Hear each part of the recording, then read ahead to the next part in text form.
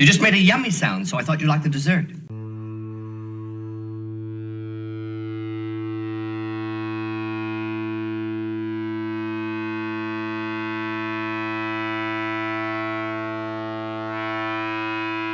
Welcome to Wake Up Heavy, the world's greatest horror movie podcast.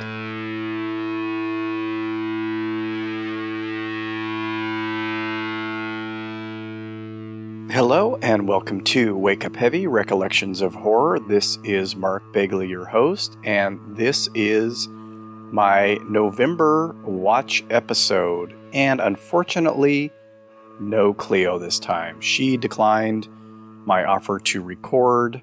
We didn't watch a whole bunch, although we did watch two really cool movies that I wanted to talk with her about, but she said we'll get around to those eventually. I'm going to keep this as brief as possible because I've got a lot of news to spill at the end of the episode. So for family watches this month, not a whole lot, or last month I should say. That was because of Thanksgiving. We have it at our house, and my wife and I were both really busy cleaning the house and the yard, which we realized we really hadn't done since the beginning of the pandemic. Just didn't have it in us. I did a ton of yard work, trimming tree branches that hadn't been trimmed in a long time. My wife cleaned the tile and the grout in our house for the first time in years. I mean, we cleaned the tile, but the grout had not been cleaned, I think, since we moved in 15 years ago. And then I was assembling furniture that my wife had purchased mainly for our kitchen to get it up to speed. So all kinds of things going on, plus all the cooking and the buying and the shopping and whatever. So most of these family watches are us all together. We caught the new Enola Holmes 2, those cute little movies with What's-Her-Face from Stranger Things on Netflix. Pretty fun. That was a new watch for all of us. This next one is something we've watched together a handful of times over the years, The Princess Bride. Classic. Inconceivable! We watched another new watch, the new Lindsay Lohan Christmas movie on Netflix, and boy oh boy is it something, and that's all I'm going to say about that. Pretty used to the cheesiness of these movies we watch. They're on in the background constantly, almost all year long now. They play them all the fucking time on Hallmark. Seen a ton of them, totally formulaic, usually pretty poorly acted. This is no different, but kind of a fun train wreck to watch. And then we watched another new holiday movie on Apple Plus with Will Ferrell and Ryan Reynolds called Spirited, one of a bajillion riffs on A Christmas Carol. I actually enjoyed it a little bit more than I was expecting to. I like both of those guys for the most part. This movie is over 2 hours long, so it's a lot of them doing pretty much their shticks that they're known for throughout. Pretty cute, though. It's a musical. The songs were actually very good. We had fun. Is it going to become an annual tradition? Probably not. But something that we are trying to make a family tradition, or annual tradition, and a family tradition, is our viewing of Krampus. And this time we roped my wife into watching it. She hadn't seen it before. I think Cleo and I really love it. I believe my wife dug it. Shoot, we may watch that again before Christmas comes. These next three are things that I watched just with Cleo, and I made her watch Airplane. I had watched it the month before in prep for this new show that I'm doing, and I really wanted Cleo to watch them, to watch it, and to watch Police Squad episodes. So we've been doing that. I gotta say, although she said, "Oh my God, that was so stupid," about 50 times during the movie, she was laughing throughout. I picked the wrong week to quit sniffing glue. More on that new project at the end of this episode. That's one of the news bits that I have. One morning before taking Cleo to school, we caught about 10 or 15 minutes of Jean Cocteau's Beauty and the Beast on TCM. I'm ashamed to say I have not seen this movie before. Don't know why I've avoided it. I haven't avoided it. I just, for some reason, haven't gotten around to it. So I was watching it, and then Cleo sat down and caught a little bit of it, and I said, you know what? This is something that we need to fully watch next week when your school is out.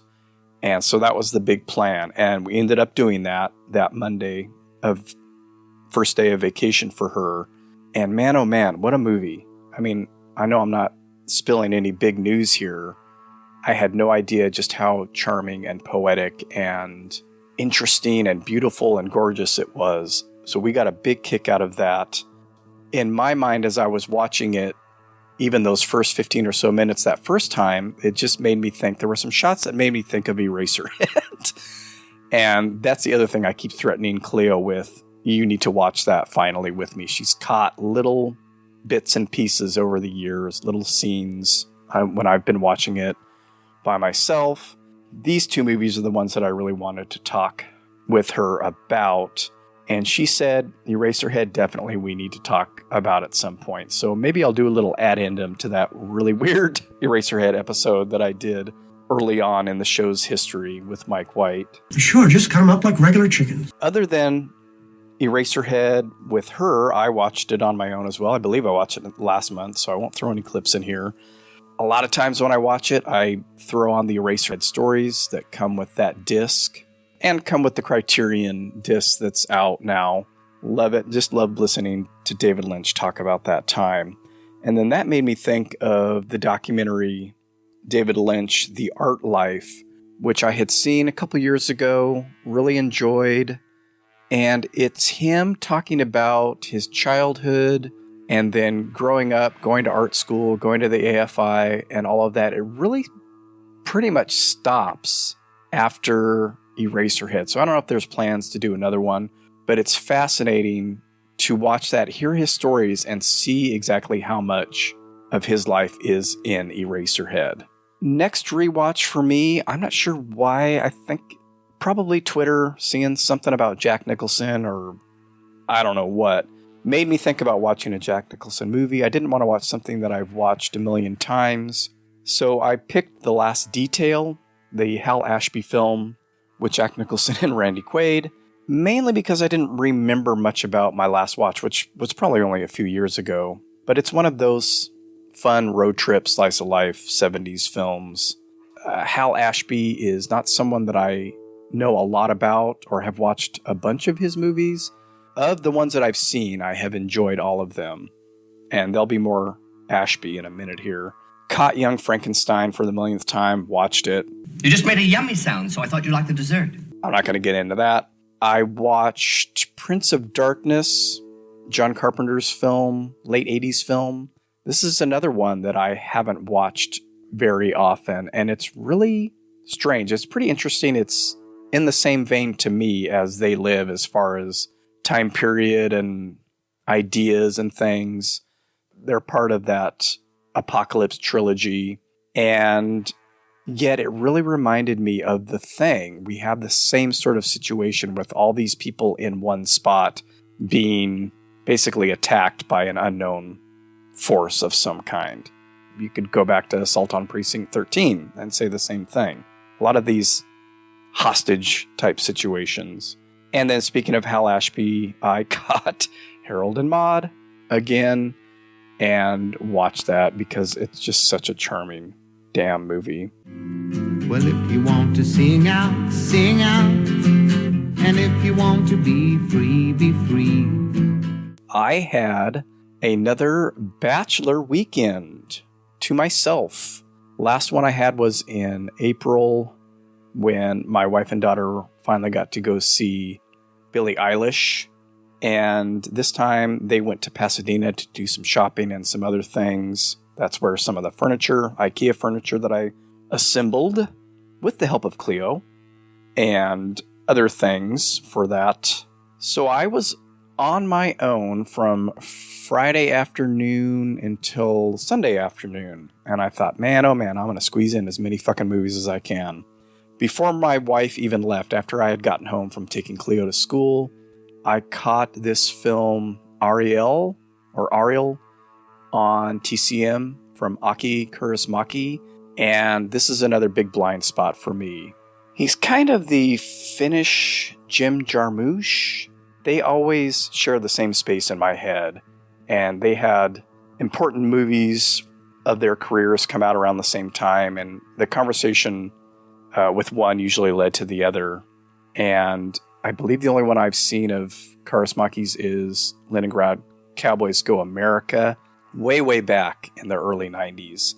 I remember nothing about it, but this was more along the lines of an early Wim Wenders film in a way. Slice of life, one poor sap's kind of lowly life, and really enjoyed it. There was one guy in it, not the lead, but another actor, and I thought, I know that guy from somewhere. Realized that he was in Jarmusch's Night on Earth, which we will get to in a second. Once I was on my own, I felt like, okay, I'm probably not going to watch a whole bunch of new stuff. These weekends usually end up being comfort movie watches for me. Watch The Taking of Pelham 1, 2, 3. Fucking all-time classic banger of a film with wonderful Walter Matthau performance. Well, it's a taking of the Pelham 1, 2, 3. Well, tell him to shut up and get off the air and eat some more lines off from here. Then I caught on TCM The Thing from Another World, which I don't think I have watched since the late 80s. Watched Carpenter's A Thing all the time.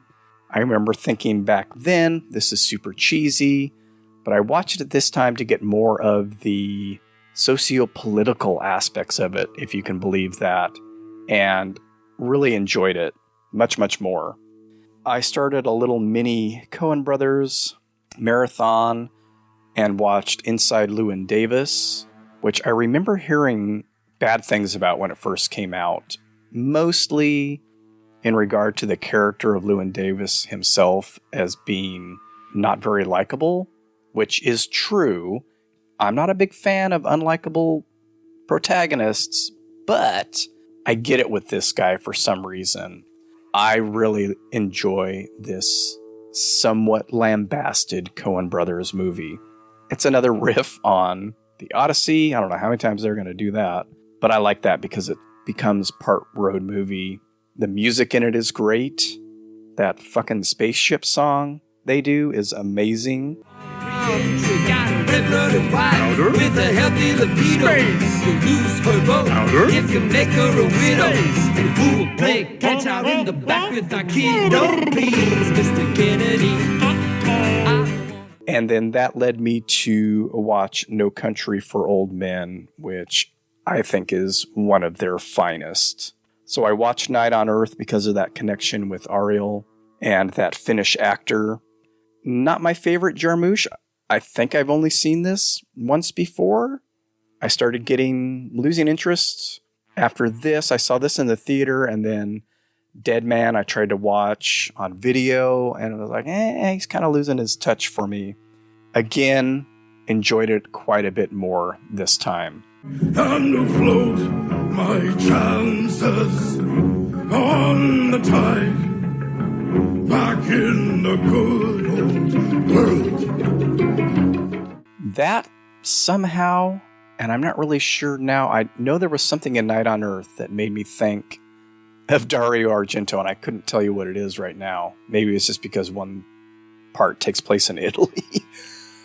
And I thought, okay, I'm going to watch some underwatched, for me, Argento. So I started with The Stendhal Syndrome that stars his daughter, Asia. And as I was watching it, I thought, wait a minute, have I even seen this before? So this is sort of a rewatch, quite possibly new to me film. Not a lot was ringing bells in my head. And I certainly didn't remember the really cheesy CGI that's in it. It was a new thing at the time, and I don't think we were going for ultra realism or even had that capability, but some of it was okay, but a lot of it was really bad.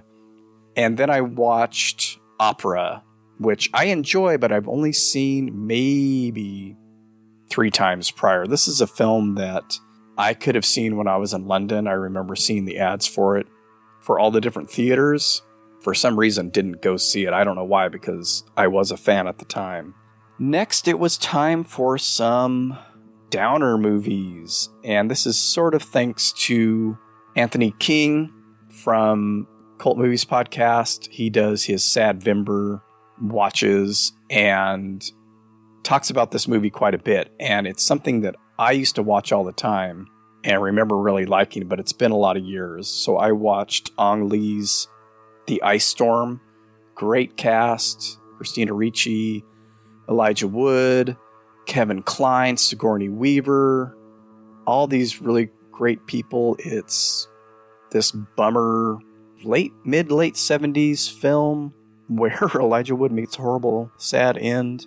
Still really, really enjoy it. That one I'll probably be watching more regularly from now on.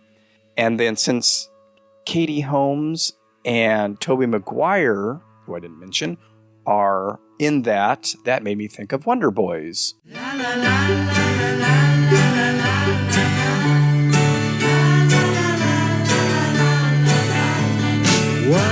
Boy, life's just begun. Another fantastic movie. Maybe not so much a downer, although kind of a little bit. There's some pathos in there that I think my wife and I watched a number of times back when it came out. And then the last movie, and I think this was Sunday morning, shortly before they would be on their way home, I rewatched Magic with Anthony Hopkins. If you have followed this show from the beginning, you know that trailer just absolutely destroyed me as a kid, as it did many others. It got pulled eventually because so many parents complained. Horrifying trailer. When I first saw it in the early 80s, I was like, oh, this isn't that scary. But scary is subjective, but it's more of a psychological thriller. This guy's breakdown. It still really has some creepy moments. I think this time watching it, I really picked up on those even more. It's such a good Anthony Hopkins performance. Abracadabra, I sit on his knee. Presto, change-o, and now he is me. Hocus pocus, we take her to bed. Magic is free. We're dead.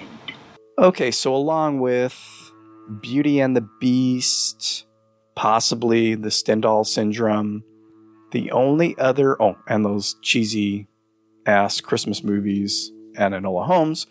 My other first-time watches included The Black Vampire, and this is, I believe, one of those long-lost films, or had been lost for a long time, and was finally found and restored.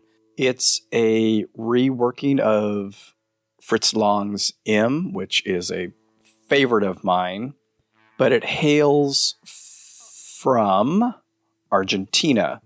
Really, really enjoyed this. I hope TCM shows it some more, because I am definitely going to watch it again.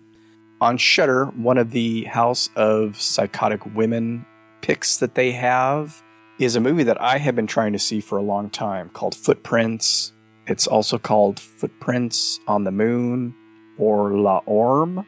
Really strange giallo. Is it a giallo? I don't know. Really strange, psychological, hysterical woman film where this gal has lost 2 or 3 days of her life. She doesn't remember things. And then it almost gets into like a double type thing where everybody recognizes her and says, oh, you've been in this town before, like last week or whatever, and she has no recollection of it. And it was really, really fascinating. Check that one out. I actually think it's also on Tubi right now. I watched Pearl, the prequel to X, these new Ty West movies. It was alright. It was another one of those that was overhyped for me. Not bad, but I barely remember any of it at this point. And it's only been like a month since I watched it. The one new movie that I did enjoy, and I guess some people really don't, I saw a lot of good stuff, and then after a while, once all that clears out, then everybody starts with the negative reviews, is Smile with, what's her name? Kevin Bacon and Kira Sedgwick's daughter. Sosie Bacon. I'm not sure if that's how you pronounce it. And Kyle Gallner, who's in a ton of genre stuff right now. It's very much like The Ring. It's very much like It Follows. But I'm not really sure what it was about this, though, that also almost felt like one of those Lifetime movies turned into a horror movie. There was a lot of creepy imagery, and it didn't do the loud, bombastic stuff. It allowed itself to be slow and quiet and creepy. Again, another sort of hysterical woman type film where nobody believes this gal, I'm so like, what? I've said that like twice now. No one believes her story, and she didn't believe the story when it was told to her. So it has that aspect of that, as well as the passing along of this curse. One night, I happened to catch Starship Troopers on cable, and yes, this is a movie that I have never seen before. I like a lot of Paul Verhoeven movies, especially his 80s films like RoboCop, etc. Again, don't know why, just didn't have any interest. Saw something about it recently and it happened to be on, so I watched it, and I was really blown away by the special effects in this, especially at that time, and kept thinking to myself, these are as good as a lot of the Marvel movies' effects right now, if not better in many places. Great satire of fascism and nationalism, pretty gory. The cast, there's some standouts in there, but like the younger part of the cast, Casper Van Dien and some of those folks, they're serviceable, but I kind of had a chuckle every now and then at some of their line deliveries. My final new watch was The Man in the White Suit. This is an Ealing Studios film, which I'm slowly learning about, starring Alec Guinness from 1951, and I watched this for an episode of The Projection Booth, which I believe will be out in January. Keep your eyes peeled for that. My faves from last month: Beauty and the Beast, for sure, The Black Vampire, Footprints, and The Man in the White Suit. That came to 12 new watches out of 32 or 33 watches overall. I think I watched 12 movies during my bachelor weekend. Should have squeezed in more, but you got to make time to eat and take the dog out and do all this other adult stuff, plus put together furniture. Damn, should have gotten up to 20. Oh well. Okay, on to the news portion. I'm not sure if I mentioned it on the last episode about the Police Squad limited series podcast that I am doing with Mike White and Chris Stashu. That will be coming out the first week of January, and it will run for 10 episodes. We're starting with the movie Airplane, because that is where ZAZ and Leslie Nielsen hooked up and then continued their relationship for years, for decades. So that should come out that first Wednesday of January. I will play the teaser that I created for that at the end here. And then also starting in January is a new monthly podcast that I will be hosting with my longtime friend, Ronald Zurigian. He's been on the show in the past where we talked about Howling and Suspiria. And this is a pop culture podcast, for lack of a better word, but it's more about these persistent and pervasive obsessions and passions and hobbies that we have had since we were kids. We are talking about all kinds of things, some of which you've probably heard me talk about on this show in the past, but we'll get into more detail. And then Ronnie, of course, will be sharing his. And we'll probably get into a lot of stuff about Fresno and the surrounding area and how that shaped us. And so pop culture with, a human touch. But I'll also play the teaser for that at the end here. Everything will be available on weirdingwaymedia.com. I will, of course, share everything on my social media pages and my link tree when they come out. That is also why I haven't done an in-depth episode for Wake Up Heavy in a while. Have one planned also for January, but I will wait until I do December's watch list episode and or end of the year episode to clue you in on that. All right, thank you so much for listening. Have a wonderful holiday season. I won't be talking to you until Christmas and Hanukkah and Kwanzaa and everything else are over with.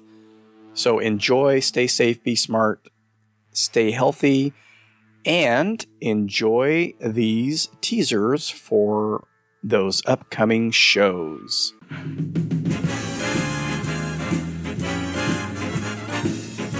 Coming soon from WeirdingWayMedia.com, a new limited series podcast featuring Mike White from the Projection Booth, Chris Stashew from the Culture Cast, and me, Mark Begley from Wake Up Heavy Recollections of Horror.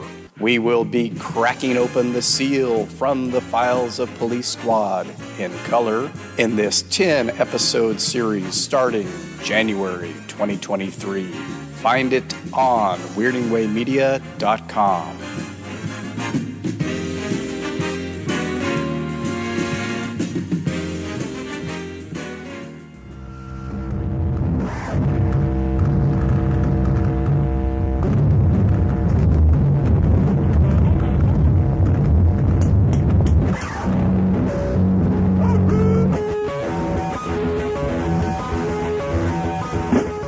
Coming soon from WeirdingWayMedia.com, Cambridge and Wishaw, a new pop culture podcast featuring Ronald Zerigian, a.k.a. Skelevator, and me, Mark Begley, the host of Wake Up Heavy Recollections of Horror. This monthly show will feature our obsessions, passions, and hobbies from childhood to the present, starting January 2023 on WeirdingWayMedia.com. Please check it out.